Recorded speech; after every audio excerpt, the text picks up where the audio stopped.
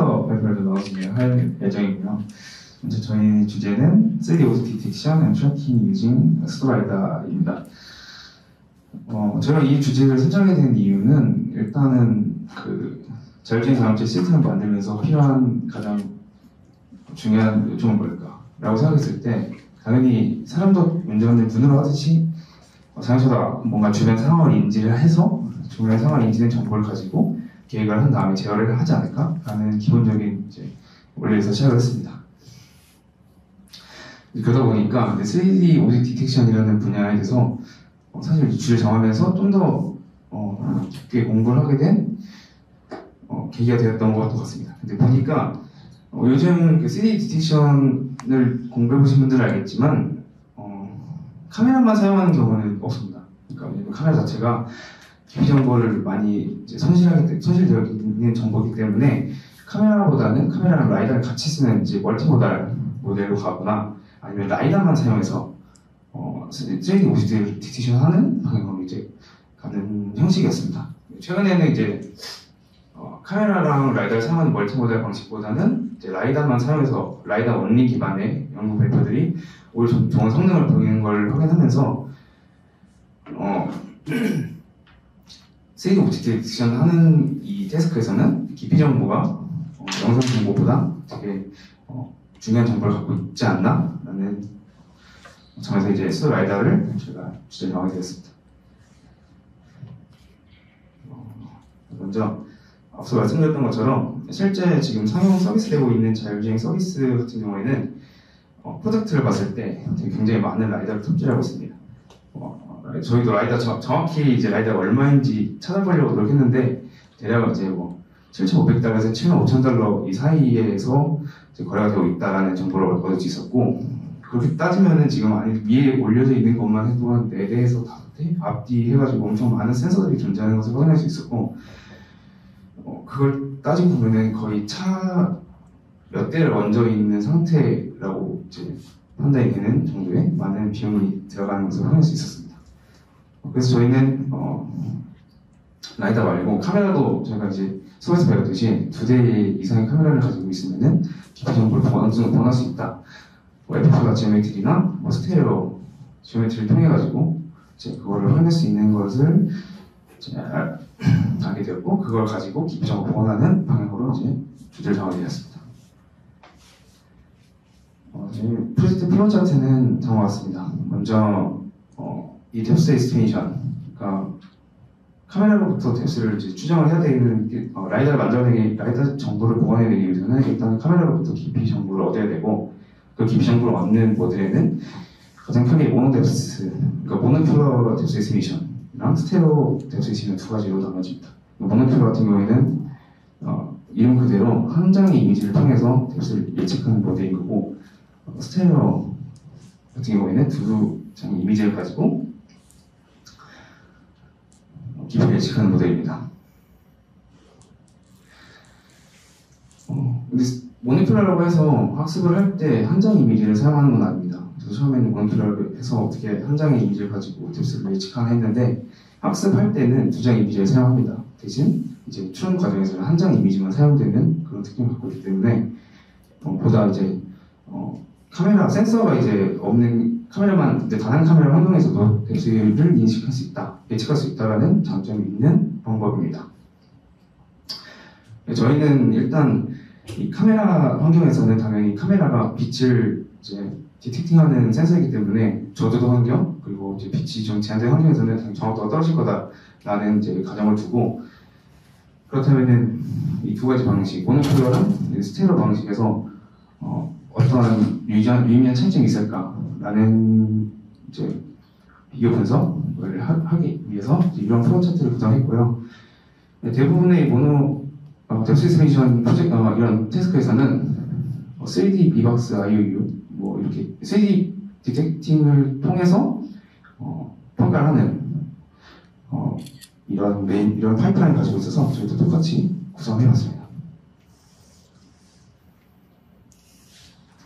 역할 분담은 제가 스토라이다 뎁스 에스티메이션 모델은 뎁스만 만들어내지 스토라이다 포인트를 직접 제공하진 않거든요. 그래서 그 부분들을 만들어내고 실제 라이다 포인트, 코디네이트 프레임으로 옮겨주는 캘리브레이션 작업을 수행했습니다. 은행 같은 경우에는 센서 퓨전, AWS 관련된 이제 매니지먼트 해주셨고요. 여생 같은 경우에는 3D 디텍션, MOT랑 CI/CD 관련돼서 이제 개발해 주셨습니다. 먼저 슬라이더 부분이고요. 뎁스에이스 디비전 같은 경우에는 영상 각 픽셀에 대한 깊이 정보를 이제 추론하는 모델이라고 보시면 되겠습니다.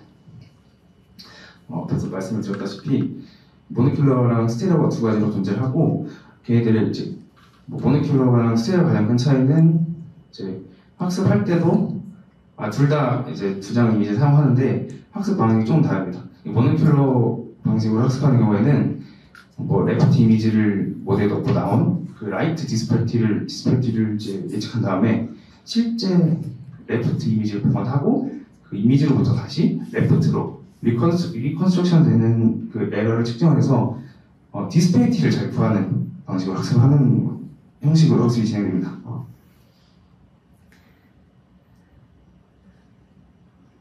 이제 모노큘러 같은 경우에는 추론할 때는 한 장 레프트 이미지만 되면은 가상의 이제 라이트 디스페이티를 구해서 어떻게 하면은 이제 한 장 이미지를 가지고 깊이 정보를 추론한다 이렇게 보시면 되고요. 스테레오 같은 경우에는 두 장의 이미지를 동시에 넣어서 그 딥러닝을 통해 나온 그 두 장의 이미지의 디스페이티를 가지고 타겟 디스페이티를 학습을 하는 형식으로 학습이 진행됩니다. 저희가 사용한 모델은 DRM과 모노뎁스를 사용했습니다. DRM 같은 경우에는 스테레오 뎁스 디스피션 모델이고요.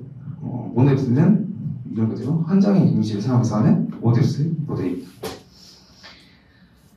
아래 그림 좌측처럼 저게 한 장 이미지를 넣으면은 오른쪽처럼 뎁스가 결과를 확인할 수 있고요. 나오는 경우는 이제 각 픽셀에 어느 정도 깊이 있는지에 대한 뎁스를 추론해 주기 때문에 이거에 대해서 다시 이제 라이더처럼 3D 포인트 클라우드로 보내준 작업을 거쳤습니다.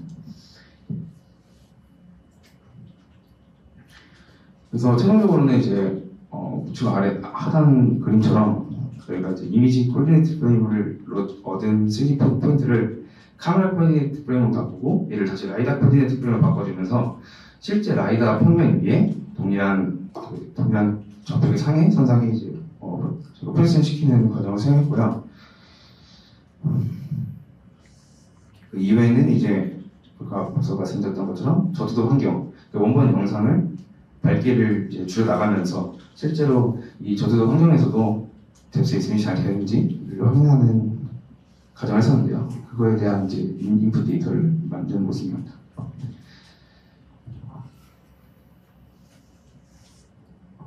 그래서 흰색 같은 경우에는 실제 라이다의 포인트 클라우드를 시각화하는 그림이고요. 순서대로 여기서부터 원본이 블루, 또 BCR 순서가 있습니다. 블루, 그린, 레드 순서대로 보시면은 DRM 모델 같은 경우에는 스테레오 비전을 사용하는 모델입니다. 그래서 보시면은 이제 앞에 차량이 있는 것을 볼 수 있는데, 그래서 걔가 이제 빨간색 같은 경우가 이제 굉장히 이제 제가 이 정도 40% 정도 어둡게 만든 영상에 대한 깊이 수도 라이다입니다. 보시는 것처럼 그래도 주변으로 좀 넓어지면서 좀 퍼지는 것을 확인할 수가 있는데요. 근데 모노뎁스와 비교했을 때 모노뎁스는 이제 빨간색 같은 거 이제 빨간색 점들이 40% 가장 어두운 환경에서 예측한 깊이인데 보시다시피 조금 이제 부정확한 결과들을 확인할 수 있었습니다. 이어서 진행하겠습니다. 아까 이제 현주님이 말씀해주신 그 인풋 데이터를 이제 저희는 3D MOT에 넣었는데요. 이제 MOT가 멀티 오브젝트 트래킹의 약자고, 저희는 특별히 3D 오브젝트에 대한 그 멀티 오브젝트 트래킹을 이제 사용을 했습니다. 그래서 왼쪽 상단에 보이는 이미지가 이제 트래킹을 진행한 그 한 프레임을 가져온 건데요. 저렇게 프레임을 하나 이제 가져오게 되면은 처음에 진행되는 게 오브젝트 디텍션입니다. 그래서 이거를 수행하게 되면은 이제 그 다음에는 디텍션에서 얻은 정보를 통해서 트래킹과 이제 연관시키는 작업 이렇게 두 가지로 크게 설명드릴 수 있는데요. 그래서 두 개를 자세히 또 얘기를 하면 디텍션에서는 디텍션 아웃풋 이제 결과가 프레임 내부에 위치하는 그런 객체들을 위치하고 B박스를 전달하고요. 그 다음에 트래킹에서는 이전 프레임에서 감지된 객체가 있고 현 프레임에서 이제 감지된 객체가 있는데 그 둘의 연관성을 이제 통해서 추적하고 또 업데이트가 진행되는 그런 과정입니다. 그래서 어프로치로는 이렇게 세 가지가 있는데요. TBD 트래킹 바이 디텍션이 있고 그다음에 JDT랑 트랜스포머 베이스드 이렇게 세 종류가 있는데요. 저희는 이제 TBD 방식에 일단 초점을 맞추기로 했습니다. 그래서 저희가 실제로 사용한 것도 TBD 방식인데요. 여기서 이제 대표적인 게 소트라는 겁니다. 그래서 오른쪽 하단에 보이시는 이미지가 이제 소트를 간략하게 나타낸 그런 플로우 차트 같은 건데요. 위에는 프리비어스 프레임이고 밑에는 이제 커렌트 프레임인데 이전 프레임에서 디텍터를 통해서 나온 정보를 통해서 칼만 필터에 넣어주고 이 칼만 필터에서 그 다음에 커렌트 프레임에서 받아오는 디텍터의 정보와 이제 칼만 필터가 예측한 정보들을 이렇게 비교하면서 매칭을 해주는 작업이 진행됩니다. 네, 그때 사용되는 게 헝가리안 알고리즘이랑 이제 IOU인데요. 이거는 다음 저희가 사용하는 AB3D MOT에서 더 자세하게 설명을 드리겠습니다. 일단 AB3D MOT라는 모델을 저희가 선정한 이유는 칼만 필터랑 헝가리안 알고리즘 이렇게 두 개를 사용해서 되게 간단하면서도 그 정확성과 스피드 모두 다 높은 결과를 보여주는 그런 모델이었기 때문에 저희가 선정을 했고요.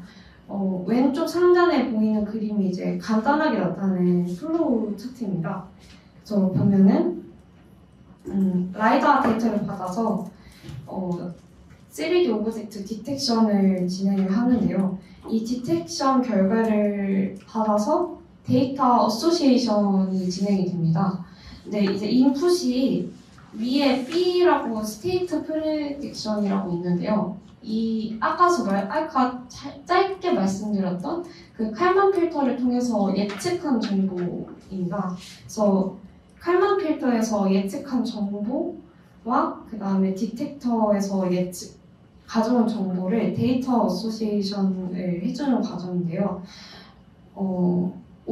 여기 어소시에이션이라고 그림을 해놓는데 헝가리안 알고리즘을 통해서 칼만 필터에서 이제 가져온 B박스랑 그다음에 디텍터에서 가져온 B박스를 IOU를 통해서 점수를 매겨서 가장 겹치는 부분이 많은 객체들끼리 이어주는 역할을 헝가리안 알고리즘이 이제 진행을 하고요.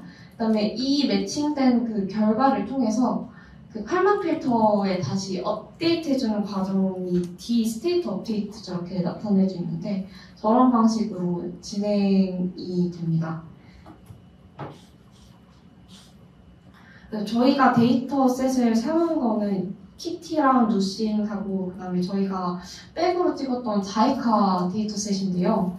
일단 키티 데이터 구조는 저런 방식으로 이제 되어 있고 벨로다인부터 해서 카메라 정보, 캘리브레이션 이런 구조를 담고 있고 저희가 그래서 똑같은 구조로 진행을 하기 위해서 자이카에서도 저런 비슷한 방식의 폴더 구조를 사용해서 이제 했습니다. 아래 이미지들은 저희가 사용한 그 시퀀스인데요. 키티에서 시퀀스 4개를 뽑고 누신에서도 4개를 뽑아서 이제 진행을 했습니다. 그래서 이거는 저희가 인풋 받아서 실제적으로 트래킹 이전에 이제 라이더 프로젝션을 진행한 부분인데요. 왼쪽은 이제 키티에 적용한 부분이고 오른쪽은 이제 뎁스맵을 그 GIF로 만들어서 프로젝션 시킨 GIF.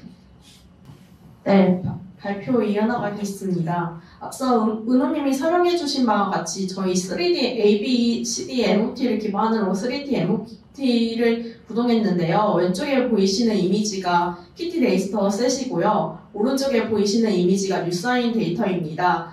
대체로 객체 검출 및 트래킹을 잘 하고 있지만 자세히 보시면 일부 객체가 누락되거나 아니면 객체를 잘못 잡는 현상이 있습니다. 이 부분 디텍터의 문제라고 저희는 생각을 하였고 현재 ADCD MOT에서는 포인트 RCN을 기반으로 디텍터 로직이 구성이 되어 있습니다. 저희가 이 부분을 개선해서 추가적으로 다른 더 성능이 좋은 모델이나 혹은 디텍터의 성능을 개선하고자 하였으나 저희가 그 부분은 진행하지 못했습니다. 다만 추후에 프로젝트를 진행한다면 그 부분을 개선하는 시도를 해보고 싶습니다.